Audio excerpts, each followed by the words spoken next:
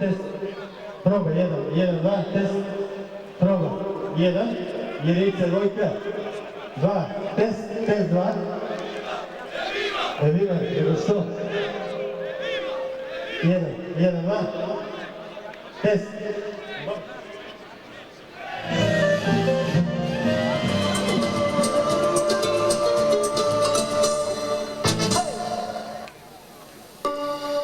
Ljudska sreća, Liberalni savez Crne Gore.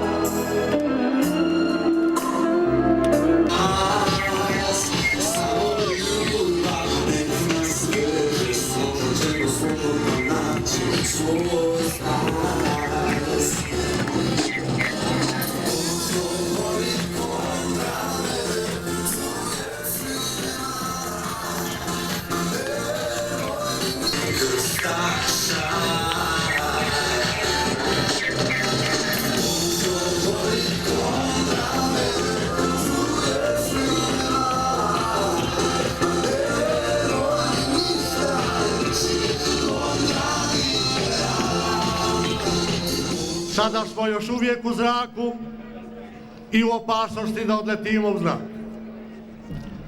Zato ostavimo levore u škrinjama, tamo im mirišu dunje. Opasno je bistriti politiku u tami kafanskog dima. Jer Crnoj Gori smo potrebni svi mi. I mi koji izborimo mlijeko. I oni koji to skrate i umekšaju u mlijeko. I oni koji viču pomaga Bog, dobra i sreća. I oni što pozdravljaju mirdita tunga tjeta. I oni što melodično sriču početak Kurana. Bismillahirrahmanirrahim. Svi smo mi potrebni Crnoj Gori.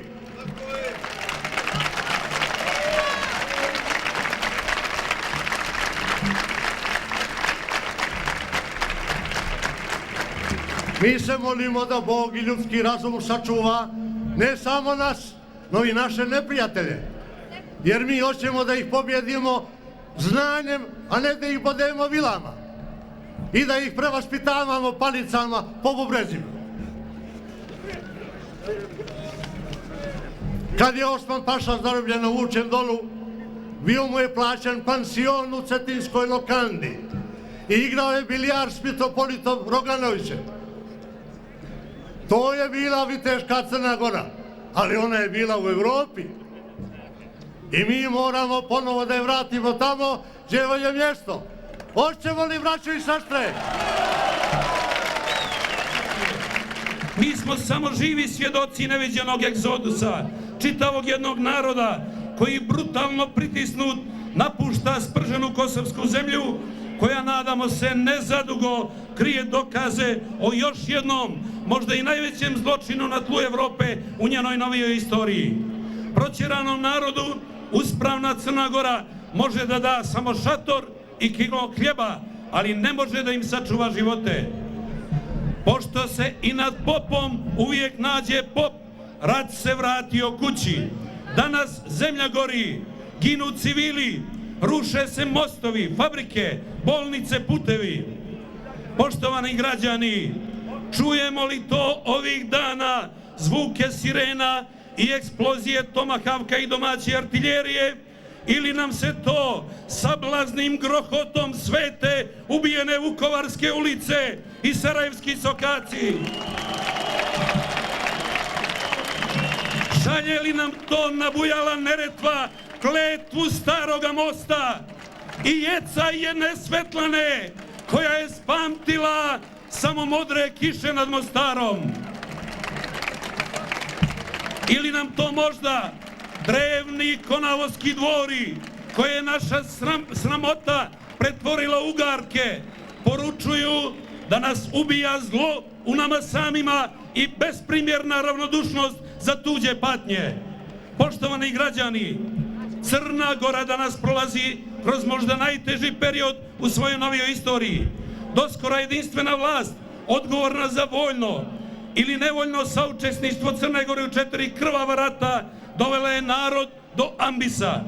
Mi liberali znamo, poslije svih ovovjekovnih bratskih satiranja, nikome ovdje nije do sukoba, niti do pretvaranja baština u besmislena groblja na kojima više ne bi imao ko da zapali svijeću. Ali vlasti neće da čuju da nama nije do rata. Zato danas i sa ovoga mjesta poručujemo nalogodavcima i inspiratorima: gospodo vojvode i serdari, vitezovi i bastaduri, ako vam je do tuče, počnite junaci odmah, ali ne ovdje i ne sa nama pred vama. Puštite nas da bar ovoga puta na vrijeme skinemo i uniforme i naoružanje koje nam silom i u kuće donosite.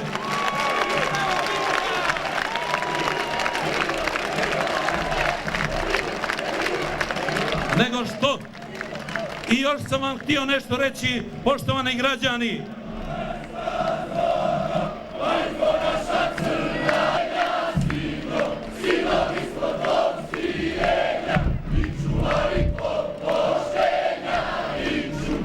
Čuvari tog poštenja, dok će nam vjerom ta zemlji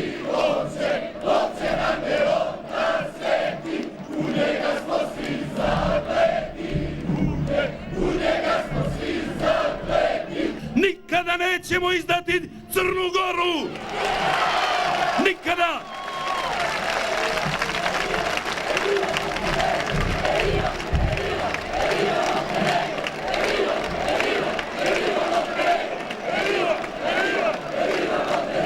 I kličemo da nas čuju i Lovćen i Durmitor i Rumija i Visitor, da je eho našeg kliktaja dopre do Londona, do Moskve i Vašingtona. Ne damo te, naša majko, naša voljena, naša jedina zemljo Crna Goro.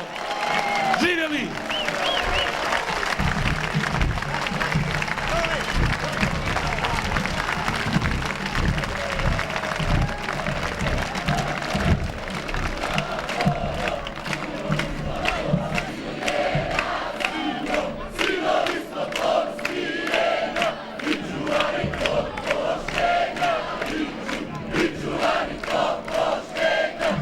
Zavijorite te naše barjake, dignite naše krstaše slavne, zastave evropske i liberalne, gospodin Slavko Perović.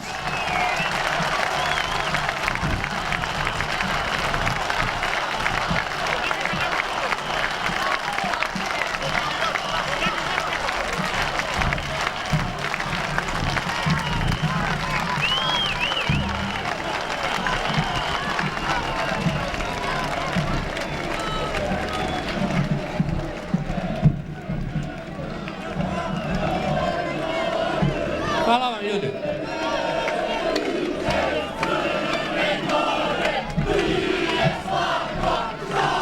Hvala vam.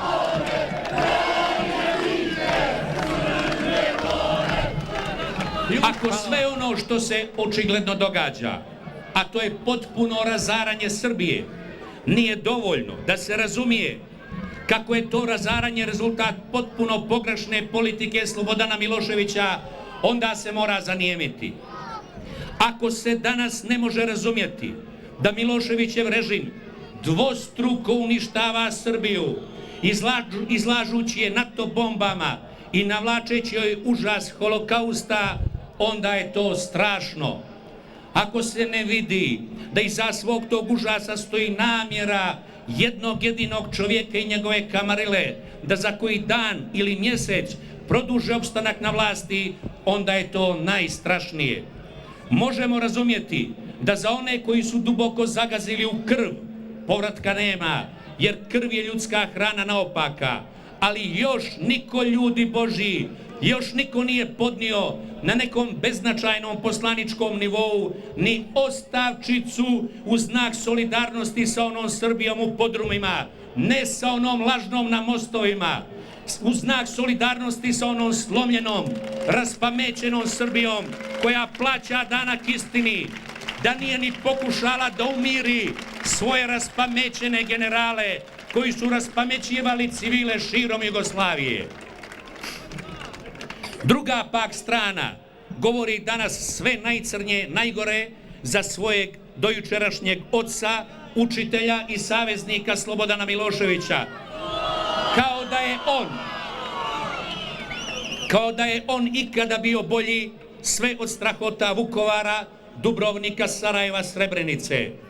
Danas su im usta puna reformi, demokratije, mira i Evrope i sve to da ne trepnu saopštavaju nama liberalima, kradući nam glasove i proglašavajući nas strankom, vremeplov strankom, lažući naše članstvo, birače i simpatizere, kako se, eto, oni bore policijski za nezavisnu Crnu Goru.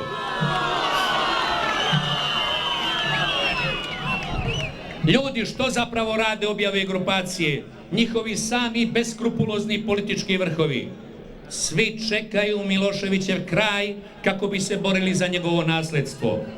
Oni su zapravo u tajnoj koaliciji koja istrajava, dijeleći nesrećnu Crnu Goru na zaista tragikomične podjele. Dijeleći na Milovce i Momirovce.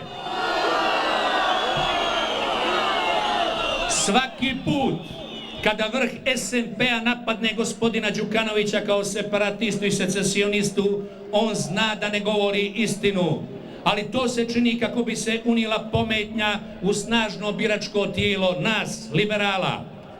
Svaki put kada gospodin Đukanović kaže da ne priznaje saveznu vladu, on zna da ne govori istinu, jer priznaje Saveznu Republiku Jugoslaviju kao takvu i glasao je za gospodina Miloševića na čelu takozvane Savezne Republike Jugoslavije. Zna da ne govori istinu, ali tako on homogenizuje Bulatovićevo biračko tijelo. Oni su danas podijeljeni samo u mržnji. Njihova suštinska podjela je ratno-profiterskog, a ne političkog ili idejnog karaktera. Oni su za vlast u svakoj varijanti, suverenoj, federalnoj, konfederalnoj. Oni su buduća nova stara koalicija, među njima nema razlika. Oni sebe nazivaju Jugoslovenima. Oni koji su rušitelji i uništitelji ne samo jugoslovenske države, već i same ideje. Tako je to bilo juče, tako bi to oni htjeli da bude i danas, ali više nije. Njihova članstva osjećaju njihove prevare. Dosta je jednima navodnog rješavanja kosovskog problema time što će se uništiti Srbija. Dosta je drugima ispraznih priča o demokratiji, reformama, boljem životu, a da ne kažem suverenoj Crnoj Gori, kad u životu nema ni D od demokratije, kada je suština reformi reketiranje, a bolji život priča sramotna kako je Crna Gora manje raketirana od Srbije, a tu priču pričaju isti koji su zajedno sa Miloševićem godinama proizvodili naš zajednički pakao. Mi liberali, svojevremeno prinuđeni da biramo između dvije loše varijante, manje lošu, dali smo glas čovjeku koji nije uspio da se izdigne iznad funkcije partijskog predsjednika, koji je svoje protivnike nazivao izdajnicima, petokolonašima i ne znam čime sve ne. Tako ne govori predsjednik Republike. Ali on to radi svjesno, upravo kao i druga strana. Zašto? Zato što boljševičke strukture, a o tome se zapravo radi, ne mogu politički opstati bez podjela ili rata. One nemaju što drugo da ponude, jer se u uslovima mira, da ne kažem demokratije, svaka njihova riječ pretvara u puke isprazne fraze, nacionalističke, reformsko-demokratske, svejedno. Na spoljno-političkom planu taj nas je čovjek, dakle gospodin Đukanović, ocrnio kao najgore separatiste i ultracrnogorske nacionaliste i učinio sve da nas i vani izoluje i prekunja nam gotovo sve diplomatske kontakte. Uspio je i dajte mu jedan zvižduk veliki do neba.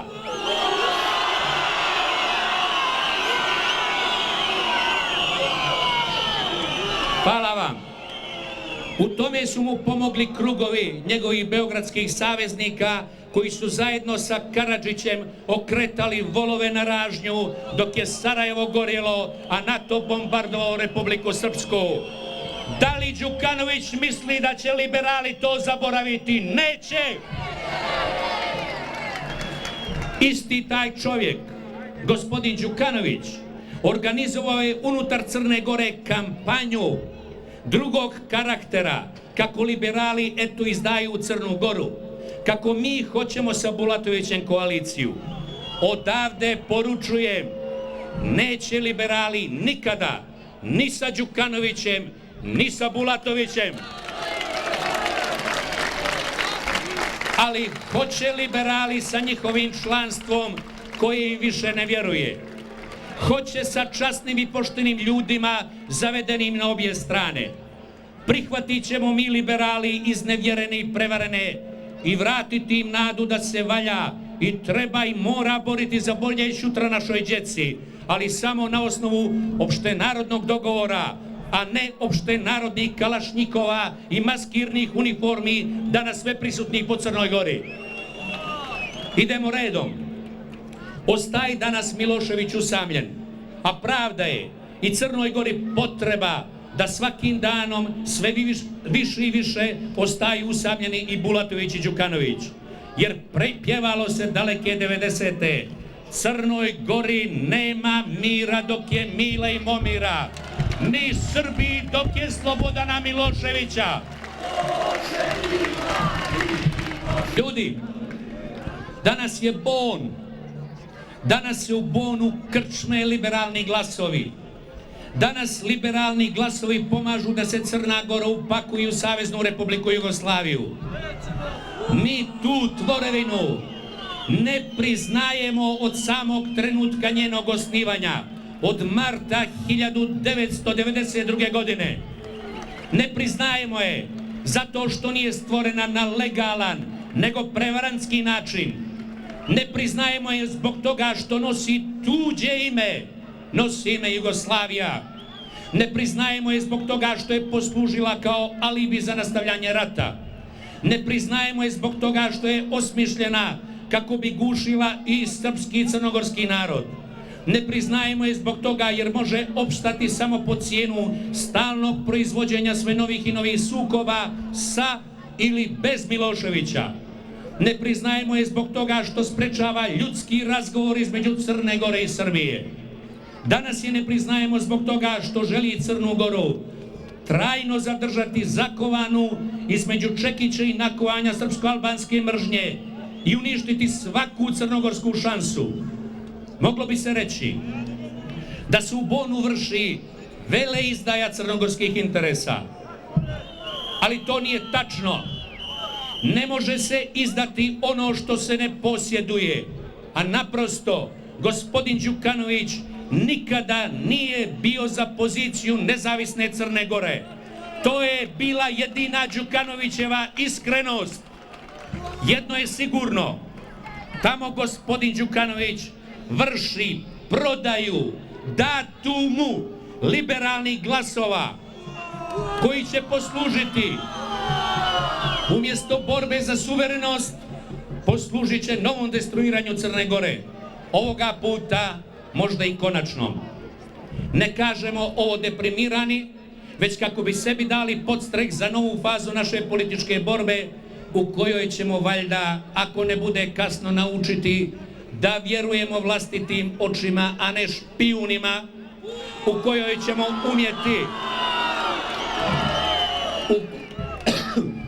ćemo umjeti da razaznamo original od loše kopije, da razlikujemo put od stramputice. Što možemo uraditi u ovom trenutku? Možemo uraditi jednu veliku stvar. Odavde, sa ovog trga slobode, možemo zamoliti gospodina Đukanovića da sa isprazne bonske stolice svijetu saopšti pravo ime te buduće bonske države, njegovog i Miloševićevog čeda. Možemo ga zamoliti da zarad mnoštva lijepih sjećanja naših, konačno i zauvijek, da nas ne bi vrijeđao u svojem rječniku, a po mogućnosti i u Ustavu, koje će ovoga puta zajedno sa saradnicima napraviti, nadamo se, ne na Žabljaku, nego na Avali, neka konačno upokoji pokojnu Jugoslaviju i promoviše pravo, a dugo skrivano ime te poslije Versaja, Jajca, Beograda i Žabljaka i sada već bonske tvorevine. Neka saopšti da nas pakuje u malu, veliku Srbiju. Ne ljubimo lance laži, mi ljubimo karike istine, nego mi smo ovaj miting posvetili očuvanju mira u Crnoj Gori. Zamislite, ljudi Božji, koliko je samo po sebi strašno, koliko je ponižavajuće, koliko je bestidno, koliko je tužno i pretužno, da ne kažem sramotno, ponovo danas na pragu 3. milenija moliti za mir u Crnoj Gori. U toj Crnoj Gori koja, ako išta znala je da zlo nanese nikome drugome nego svome najrođenijem. Onda zbog Bilaša, pa zbog zelenaša, pa zbog četnika, pa zbog partizana, pa zbog titovaca, pa zbog ibeovaca. Crnoj Gori, reklo bi se, nije dosta. Shvatamo li mi, ljudi Božji, da je rezolucija o miru postignuta u onoj skalameriji koju nazivamo parlamentom, prvi politički kompromis postignut opštom saglasnošću u Crnoj Gori u ovom vijeku. Shvatamo li da je taj broj, ta činjenica o prvom političkom kompromisu znak sveopšteg crnogorskog civilizacijskog zaostatka, ali i početak nade da se može i mora ići dalje.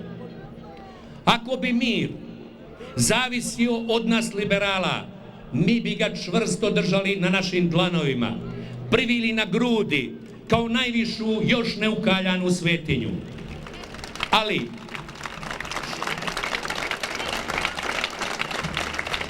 Ali i sa tim svetim činom počele su igre, nadamo se jeftine, nadamo se politikanske, od aktera i kreatora naše sudbine, kojima je sve jeftino i politikansko, inače ne bi ona narodna sloga bila sručena i razbijena policijskim metodama. Ali želim da vjerujem da ovim današnjim veličanstvenim skupom mi ponovo, ovoga puta još kvalitetnije, gradimo komad po komad kuću mira i demokratije u Crnoj Gori. Nadgrađujemo onu narodnu slogu, pretvarajući je u građansku i sporazum u Crnoj Gori, koji ima strana koliko Crna Gora ima duša, i na svakoj strani zlatnim slovima piše mir, ljudi Božji, mir!